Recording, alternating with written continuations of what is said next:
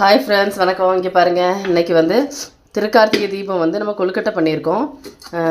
ஊரில் வந்து பனை ஓலையில் பண்ணுவோம். பட் இங்கே வந்து பனை ஓலை கிடைக்கல அப்படிங்கிறதுனால நம்ம எதில் பண்ணியிருக்கோம் அப்படின்னா மஞ்சள் இலையில தான் பண்ணியிருக்கோம். இங்கே பாருங்கள், இது வந்து இலையை நல்லா பறித்து அதில் வந்து நம்ம மாவு வச்சு கொழுக்கட்டை பண்ணியிருக்கோம். இது வந்து சக்கரை போட்டு நான் பண்ண கொழுக்கட்டை தான். இங்கே பாருங்கள், சூப்பராக வந்திருக்கு. மஞ்சள் வாசம் செம்மையாக இருக்குது. இது தான் கொழுக்கட்டை. பனை ஓலையில் பண்ணுற மாதிரியே நம்ம மஞ்சள் ஓலையில் பண்ணியிருக்கோம். திருக்கார்த்திகை தீபம் ஸ்பெஷல் கொழுக்கட்டை, மஞ்சள் இலை கொழுக்கட்டை. நீங்களாம் கொழுக்கட்டை பண்ணிங்களா? உங்கள் ஊரில் என்ன பண்ணுவீங்க சொல்லுங்கள். தேங்க்யூ.